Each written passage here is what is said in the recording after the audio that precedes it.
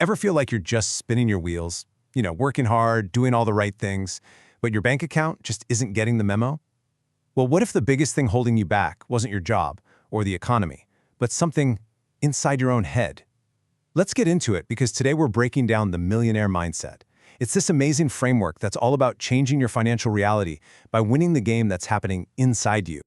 This question, wow, it just cuts right to the chase, doesn't it? It all starts with a dream. I mean, think about it. If you don't have a destination plugged into your GPS, you're just going to drive around in circles. But if you have one, well, as we're about to see, you can go a lot further than you ever thought possible.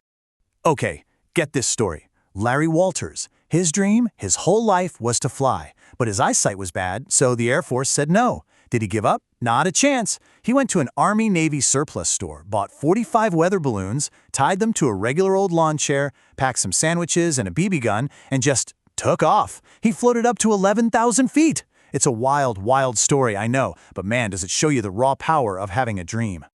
So Larry literally got his dream off the ground. But that makes you wonder, right? Why do so many of our own dreams stay stuck right there in the chair, never taking flight?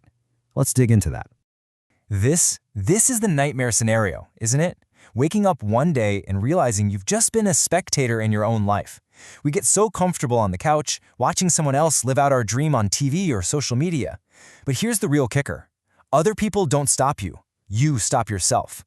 That fear of waking up full of regret, that should be the only alarm clock you need to get out of that chair.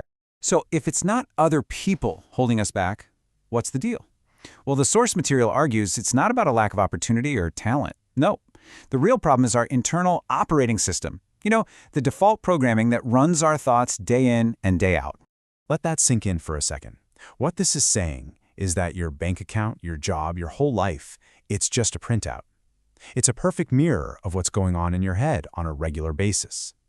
So if you don't like what you see in the mirror, you can't just polish the glass. You have to change the thing that's being reflected. And that's the whole point. You can't solve your money problems with the same thinking that got you into them. It's not about grinding out 80-hour weeks. That's like trying to run faster on a broken treadmill. The millionaire mindset is about a fundamental shift, a complete software upgrade for your brain. All right, so how do we pop the hood and start this upgrade? First things first, we need a blueprint. We've got to understand the machine we're trying to reprogram. So let's pull back the curtain and look at the actual mechanism that's controlling your results. It's a weird question, right? I mean, you can't see it, you can't touch it. We say things like, I'm going to change my mind all the time, but how can you possibly change something if you don't even have a picture of what it is you're working on? And that's where this simple little drawing comes in. This is the stick person concept from Dr. Thurman Fleet. And look, it's not about biology or anatomy. It's a tool. It's a super simple but powerful blueprint for the machine we're trying to fix. Okay, so it breaks down like this. See the top half? That's your conscious mind. That's the thinker. It's where you have free will. You can choose your thoughts, accept or reject ideas. Then there's the bottom half, the subconscious mind.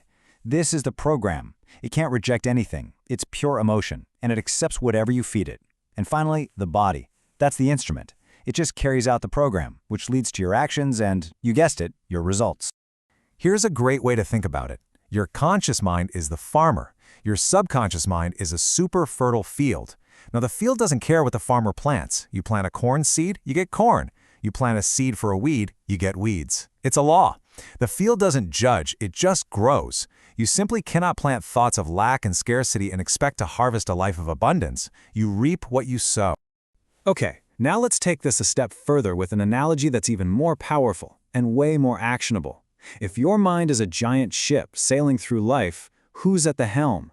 This next part is all about taking command. It's this simple. Your conscious mind, the thinker, is the captain of the ship, standing on the bridge, shouting out the orders. And your massive, powerful subconscious mind, that's the entire crew, down in the engine room, ready to carry out any order, instantly and without a single question. And here's the kicker. The crew doesn't argue. It doesn't debate. The crew has a one-word vocabulary. Yes. So when the captain thinks, I'm so tired, the crew just hears an order and says yes, and immediately starts producing tiredness in the body. When the captain thinks, I can never catch a break, the crew says yes and gets to work making sure that's exactly what happens. Every single thought is an order. Now, this is super empowering, but it also shines a big, bright light on a huge problem. What if the captain has been giving bad orders for years? I mean, a lot of our programming, our money code, was installed by parents, teachers, and other authority figures when we were kids, way too young to question any of it. There's this story from the book about a 63-year-old woman, Mary, who was terrified to start her own business. Why? Because her dad, who was a really great guy, had always told her, "Don't take risks, it's too dangerous." Now her dad had been gone for years, but his voice was still the captain on her ship. The crew was still faithfully executing those old, fear-based commands. That's how deep this stuff runs. So, what's your code? Take a look at these old poverty beliefs. Do any of them sound familiar? Be honest. Be realistic. Oof, money doesn't grow on trees. We may be poor, but we're happy. These are the commands that keep the crew sailing straight for Brokeville. The first step is just to be aware of them so you can consciously replace them with a new Millionaire code. The source material gives us a practical 4-step playbook for this. Step 1, you gotta list the old poverty belief that's holding you back. Step 2, and I love this, you ridicule it, you make fun of it, you strip it of its power. So if the belief is, money is the root of all evil, you laugh and say, no way, money is the root of great shopping. Step 3, you replace it with a new empowering belief. And finally, step 4, you hammer that new belief home over and over again with powerful affirmations to lock it into the program.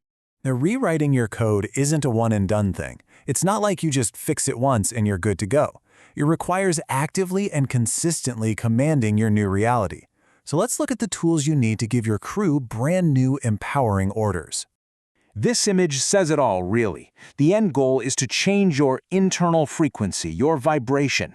You stop focusing on lack and what you don't have, and you put all your mental energy on abundance and what you want. Your mind literally becomes a magnet, pulling in the people, the ideas, and the resources you need to make it happen. And these are your new commands. These are the new orders for your crew. And notice, these aren't just wishful thinking, like, I hope I get some money. These are powerful declarations. Statements like, I am a master of massive action, or everything I need is in motion toward me. When you repeat these, you are consciously impressing a brand new program onto your subconscious mind. You're training your crew for a whole new mission. And really, that's what it all comes down to. Right now, this very second, your crew, that vast, unbelievably powerful subconscious mind, is standing by at attention. It's waiting for its next order from the captain. It's listening for your very next thought. So the question is, what command are you going to give it?